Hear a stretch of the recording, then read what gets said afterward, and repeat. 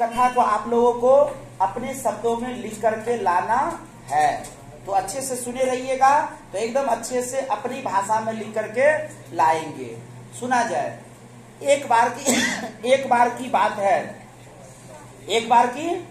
है निषाद राज। अब निषाद राज का नाम क्या है? हिरण्यधन्यु। निषाद राज हिरण्यधन्यु का पुत्र, जिसका नाम है एकलव्य। हिरण्यधन्यु के पुत्र का नाम एकलव्य। दृढ़ इच्छा शक्ति के धनी। एक बार उन्होंने ये मन में ले लिया प्रण कि हम गुरु द्रोण को ही अपना गुरु बनाएंगे। गुरु द्रोणाचार्य जो है उनको अपना गुरु बनाएंगे। लेकिन जब ये गुरु द्रोणाचार्य के पास जाते हैं उन्हें अपना गुरु बनाने के लिए, उनसे धनुर्विद्या सीखने के लिए, तो जब ये गए तो गुरु द्रोणाचार्य सबसे पहले क्या पूछ देते हैं? जाति। तुम्हारा जाति क्या है? नहीं, अपना परिचय दो। लेकिन उन्होंने क्या बताया? जो था वो बता दिया। निषाद राज का हिरण्यधन्यु का पुत्र हूं मैं। ये बात सुन करके द्रोणाचार्य मना कर देते हैं कि हम तुम्हें अपना शिष्य नहीं बनाएंगे। क्यों नहीं बनाएंगे? कारण क्या है? जाति। ये निम्न जाति का है। गुरु द्रोणाचार्य से कहना है हम ऊंची जाति के, राजपूत जाति के, जो राजा के पुत्र है, राजकुमार है, हम केवल उन्हें ही शिक्षा देने का कार्य करते हैं, हम तुम्हें शिक्षा नहीं दे सकते हैं। बताइए एकलव्य का इसमें क्या गलती था? एकलव्य का जन्म ही निम्न कुल में हुआ, तो इसका गलती क्या है? लेकिन ये भी पढ़ना चाह रहे हैं, बट गुरु ऐसे हैं कि वो पढ़ाना नहीं चाह रहे हैं। तो जब नहीं पढ़ाना चाह रहे हैं तो गुरु, ये एकलव्य भी जो है वो दृढ़ इच्छा के, मतलब वो प्रण करके ही आए थे, या तो गुरु बनाएंगे द्रोणाचार्य को फिर, या नहीं। तो जब नहीं, तो इन्होंने क्या किया? घर नहीं किया। कहाँ चले गए? जंगल में जाकर के एक आश्रम बना करके, कुटिया बना करके, और यहाँ पर सबसे पहले उन्होंने गुरु द्रोण की मिट्टी की मूर्ति बना लिया, उनकी प्रतिमा बना लिया।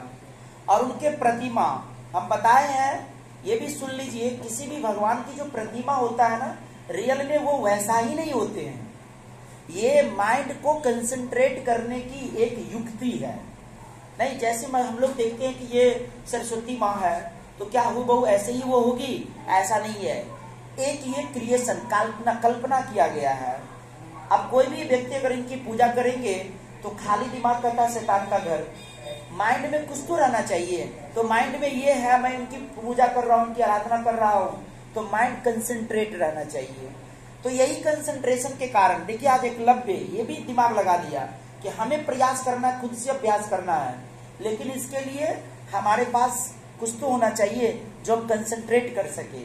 तो कंसंट्रेट करने के लिए उन्होंने क्या किया? जो गुरु नहीं शिष्य बनाया, उन्हीं गुरु का इन्होंने क्या किया? मूर्ति बना लिया।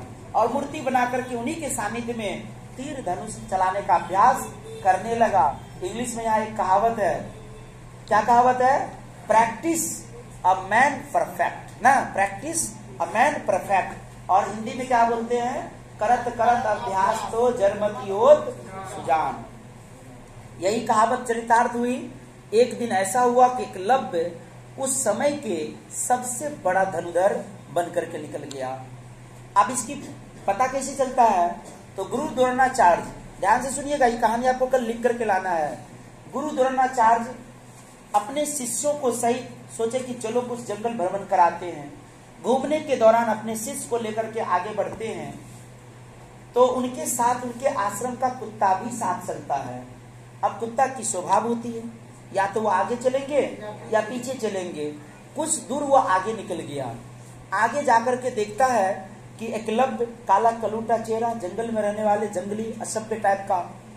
अब उन पर जो है कुत्ता अजनबी चेहरा देख करके भौंकने लगा। कुत्ता का तो काम ही यही है, नहीं, जहां भी अजनबी मिला भौंकना स्टार्ट, वो भी भौंकने लगा। उस समय ध्यान दीजिएगा, उस समय एकलव्य अपने तीर धनुष चलाने का अभ्यास कर रहे थे। उसी समय कुत्ता उन पर भौंक रहा है, तो इनको डिस्टर्ब हो रहे थे। तो इस डिस्टर्बेंस से बचने के लिए उन्होंने क्या किया? 7 बाण कुत्ता के मुंह में चला दिया। इस प्रकार चलाया अपने उस विद्या का यूज करके कि कुत्ता के मुंह में खरोच तक न लगे, लेकिन उनका मुंह का भौंकना बंद हो गया।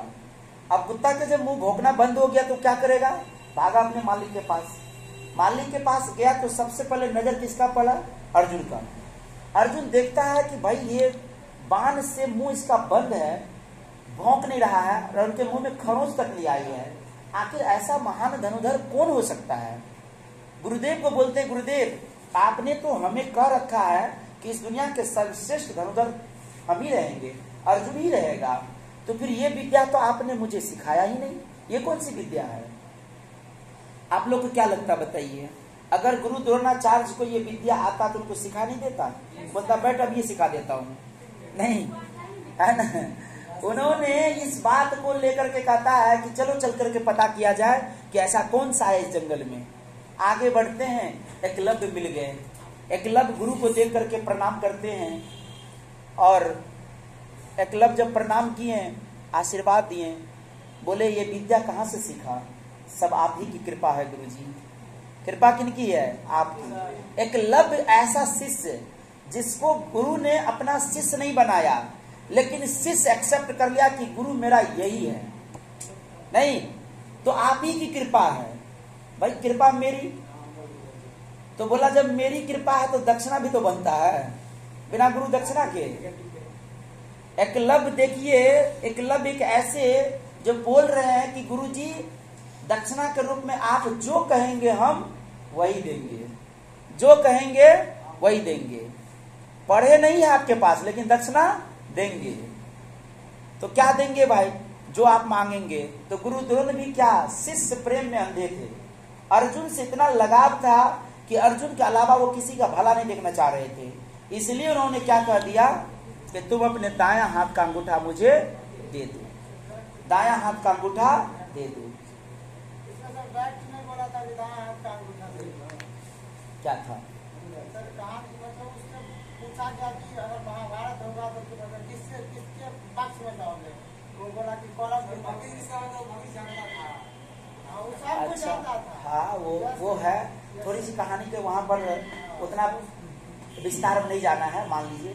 तो क्या हुआ, दाएं हाथ का अंगूठा मांग लिया, क्योंकि देखिए भूत और भविष्य सब जानकारी होता है। सुनिए, गुरु द्रोण है ना, वो तो सिचुएशन को सब समझ रहे हैं ना, है ना। अभी उनको प्रेम, भले वो आगे जाकर के वो भी कौरव के दल में चले जाते हैं, लेकिन अभी तो उनको अर्जुन से लगाव है ना। तो अर्जुन को बचाने के लिए उन्होंने क्या किया, एकलव्य का अंगूठा मांग लिया। और एकलव्य का अंगूठा, एकलव्य भी ऐसे कि उन्होंने सहस्त्र पहले तो बोला कि भाई आप इससे अच्छा मेरा जान ले लीजिए, प्राण ले लीजिए, बट अंगूठा मत लीजिए। लेकिन गुरु द्रोणाचार्य का कहना हुआ कि अगर तुम्हें देना है मुझे गुरु दक्षिणा के रूप में तो हमें वही चाहिए, तुम्हारा प्राण नहीं चाहिए, है कि नहीं। तो इस कारण से वो अंगूठा काट करके उन्हें दे देते हैं। आज इतिहास में अगर हम लोग एकलव्य के बारे में पढ़ रहे हैं, यही इनकी त्याग के कारण, वरना एकलव्य कोई बड़ा चीज नहीं है, एकलव्य का कोई याद भी नहीं करता। सही बात है कि नहीं। तो आज आप लोग को मैं आपको ये कहानी बता दी एकलव्य की, आप लोग अपने शब्दों में एकलव्य की कथा को लिख करके लाएंगे। और इसी के साथ आपका महाभारत का जो ये चैप्टर है वो समाप्त हो गई। हम लोग जी हम अब हम लोग जो है